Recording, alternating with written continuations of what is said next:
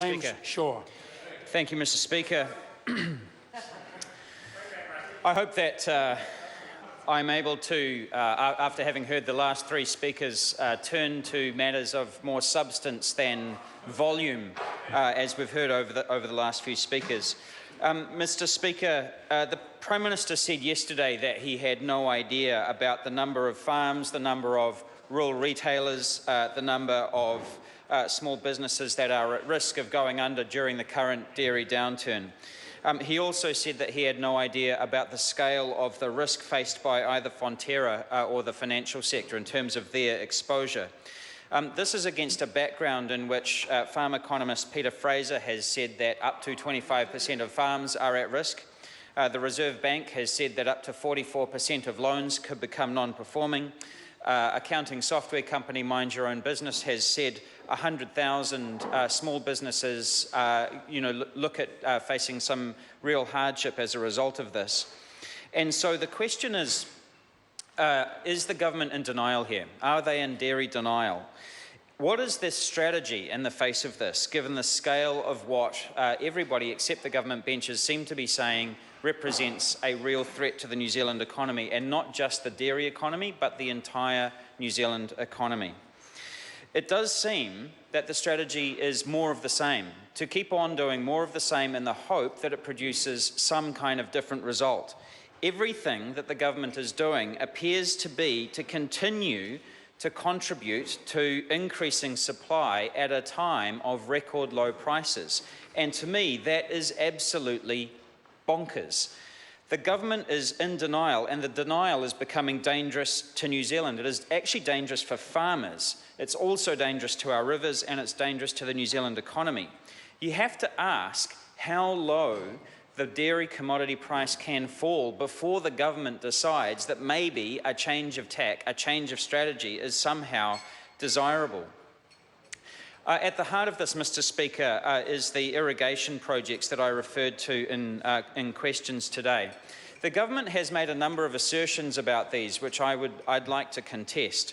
They have said that these irrigation projects, which are funded to the tune of there's $400 million worth of government funding available. There's actually more than that if you take into account the irrigation acceleration scheme, another $25 million there, and possibly even using some of the $100 million Clean Up New Zealand's Rivers Fund, also for irrigation projects, to the tune essentially nearly $500 million of public money devoted to or directed at increasing large-scale irrigation projects. So the government has said a number of things about these irrigation projects. One, that they are public infrastructure, that they're somehow like roads.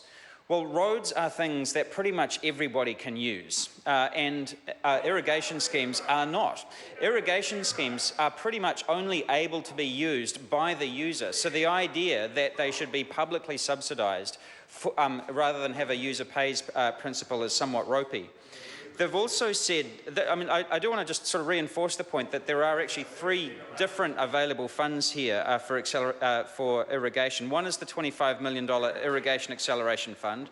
There is the $400 million that's been tasked for Crown Irrigation Investments, and the Freshwater Cleanup Fund, $100 million there as well, which they've also said that in an effort to clean up our filthy rivers, we are going to allow irrigation schemes to bid for some of that fund.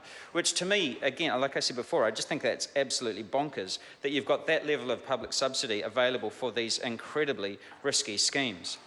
If these projects are that good, if they're that economically powerful, then they should be able to stand on their own 2 feet.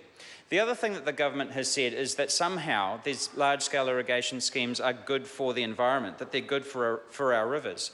Well, the only cases in where that is true are rivers that have been so damaged by clear felling of trees and by massive irrigation in the past, is that there's huge amounts of sediment and nutrients in those rivers.